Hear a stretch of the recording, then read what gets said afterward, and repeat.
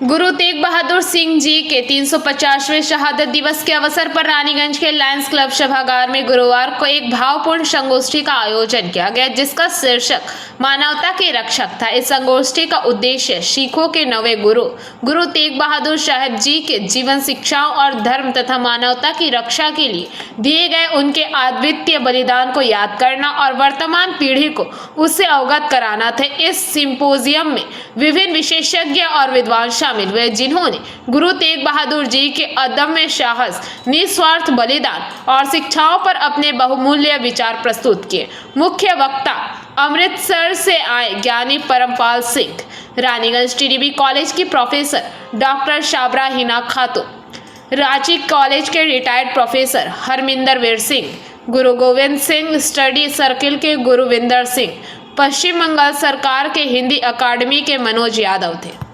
सरदार रविंदर सिंह ने इस सिंपोजियम के आयोजन को गुरु तेग बहादुर जी के जीवन और शिक्षाओं को याद करने और उनके आदर्शों को अपनाने के लिए एक महत्वपूर्ण कदम बताया।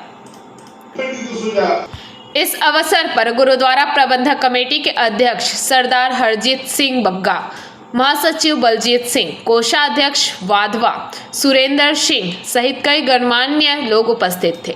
संगोष्ठी का सफल आयोजन गुरु तेग बहादुर जी के महान आदर्शों को जन जन तक पहुंचाने की दिशा में एक सराहनीय प्रयास रहा। और हमारे बीच पिछले साल भी समीरा खातून जी आई थी, काफी अनुभवी प्रोफेसर हैं, जिन्होंने अपनी बातों से सबका मन मोह लिया था। वो भी आई है और सिख इतिहास के काफी करीब है। बहुत सारी ऐसी बातें हैं जो हमें मालूम नहीं है। आज हम उन सब बातों से जानू होंगे और सिख इतिहास के इस गौरवमयी जो इतिहास है की शहादत और हमारा आज का समय, आज के परिप्रेक्ष्य में उनकी शहादत को किस दृष्टि से देखा जाना चाहिए।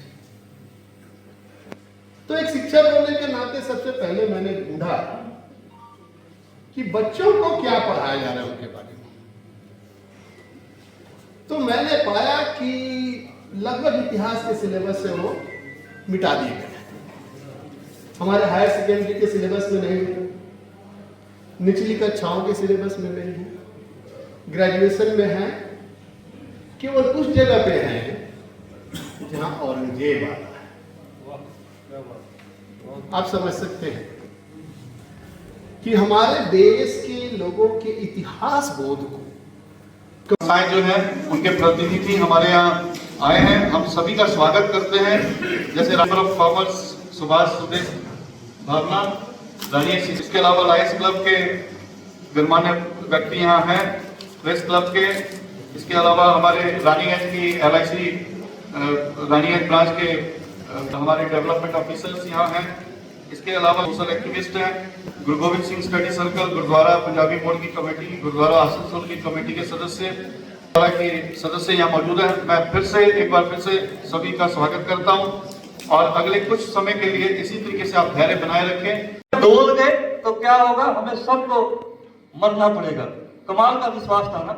आज हम लोग यहाँ जितने बैठे हैं चेक कर रहे, एनालिसिस कर रहे, 350 साल हो गए, क्या गुरु पे उतना विश्वास है? अगर नहीं है तो वो विश्वास पैदा करें। जिस प्यारे सोने हैं तिस आगे मर चलिए, मिट मरने के लिए तैयार हो जाए। तभी गुरु तेग बहादुर साहब जी का 350 साल मनाया हमारा सफल है। नहीं तो खाली हाथ आए थे, खाली हाथ जाएंगे।